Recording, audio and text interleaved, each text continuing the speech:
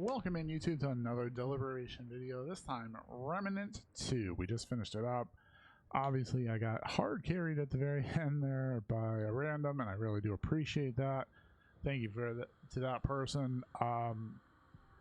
Now I'm going to start by saying this game is good, right? It's not going to be great. No, this is not going to be in the game of the year conversation. So yeah, let's just get that out of the way. It's a good game. It's a solid game. If you liked Remnant from the Ashes, it's just more of the same. Obviously the dialogue isn't like the star of the game. The star of the game is the very immersive cutscenes that you go through. And another draw is obviously the replayability, where you want to go back and do adventure mode to see the other bosses, fight the other bosses. Obviously at the end you get the Explorer perk. I don't think that's, I mean, at this point, I don't think there's very many spoilers. Towards the end, as you saw, I switched back to the Chicago typewriter, which I had not used at all.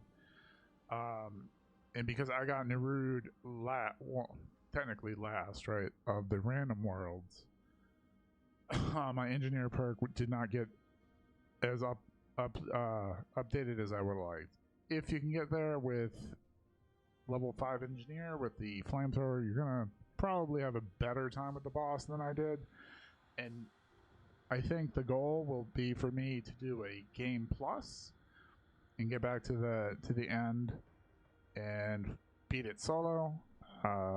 With Starfield coming out next week, probably not gonna hop right back into this yet, but again, it is a game with a lot of replayability. I played, Steam is saying 35 hours. The game is saying 32 hours. So, yeah. And we got 23 of the 50 achievements. Obviously, most of the ones that are still outstanding are the other bosses. Also, there's a lot to do in this game. I definitely recommend it. I would give it, I'd give it a solid 7 out of 10. Maybe like a 7.5. Right, because again, the dialogue isn't really that good.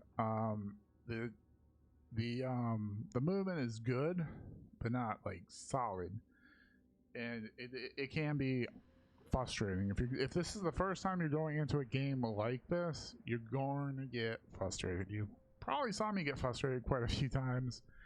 But yeah, it's a good game. It's satisfying when you do finally beat any of the bosses, let alone the very end. So definitely I would recommend maybe wait until the price drops, because again, I think the base game is like $50, maybe 40, and as you know, my measure is $1 paid, I want an hour out. So obviously we paid 40, we had 32 hours. We're still a little bit under, but that's fine. I am looking forward to Starfield. That will be the next major game. Actually, by the time this is going up, Starfield content probably will have gone up. So yeah, good times ahead. Good times ahead between that and Phantom Liberty. Also more Diablo, Path of Exiles on the agenda. So we got a bunch going. Again, solid game, definitely recommend if you're a fan of this type of game. If you don't like and I played on the easiest level. I played on Survivor. I wish it had been a little bit more friendly on Survivor, but I mean, that is just a little, it's a little